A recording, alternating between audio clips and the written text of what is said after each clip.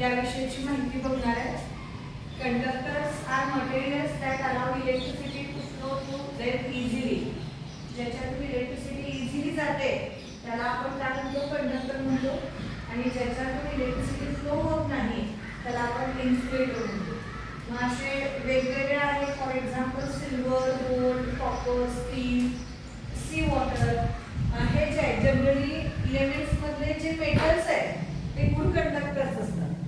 आणि non metals आणि इतर जर ऑब्जेक्ट असतील, उदाहरणार्थ रबर असेल, ग्लास असेल, ऑइल असेल, डायमंड असेल, ड्रायवूड असेल, हे सगळं काय आहे बॅड कंडक्टर. त्यालाच आपण इन्सुलेटर असं म्हणतो. त्याच्यातून इलेक्ट्रिसिटी फ्लो होत नाही. म्हणून कंडक्टर आणि इन्सुलेटर हा सुद्धा एक इलेक्ट्रॉनिक्सचा इम्पॉर्टंट पार्ट आहे असं म्हटलं तरी हरकत नाही आहे. तर या पद्धतीने आपल्याला ते पाहायला मिळते की कंडक्टर आणि इन्सुलेटर याच्याविषयीची माहिती दिलेली आहे. आता त्यानंतर आपण आपल्या आटल लॅबमध्ये एक महत्त्वाचं इलेक्ट्रॉनिक इन्स्ट्रुमेंट यूज करतो. त्याचं नाव आहे मल्टीमीटर.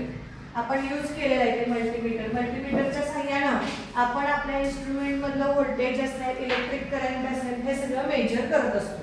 तर या पद्धतीने थोडक्यात दिलेलं आहे.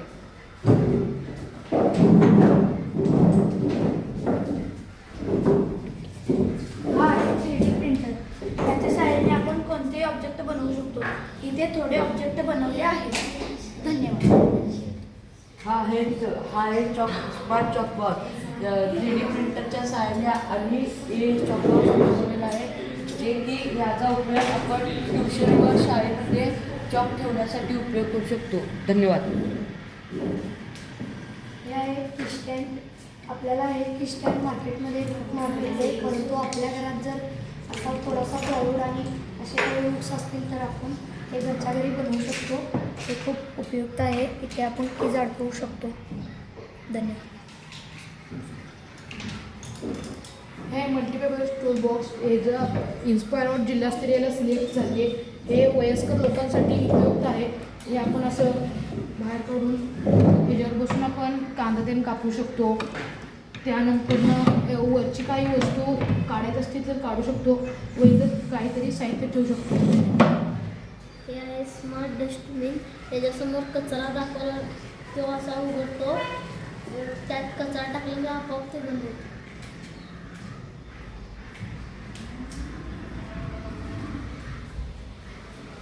हे आहे आमच्या शाळेचं सोल्ड्रिंग्स डेस्क. इथं काही जे कंपोनंट्स जे जोडायला लागतात ते इथं सोल्ड्रिंगच्या मदतीनेच होतात. त्यामुळे इथं सोल्ड्रिंग स्टेशन तयार केलेलं आहे. त्या आम्ही एलईडी जोडतो.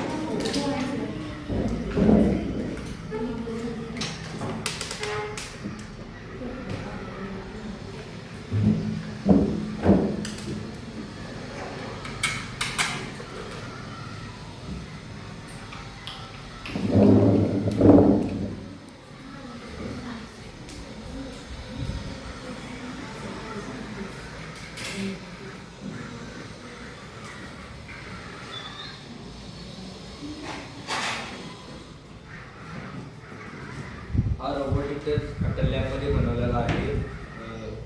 ज्यावेळी प्रजासत्ताक दिन होता त्या दिवशी हा रोबोट त्यावेळी बनवलेला आहे.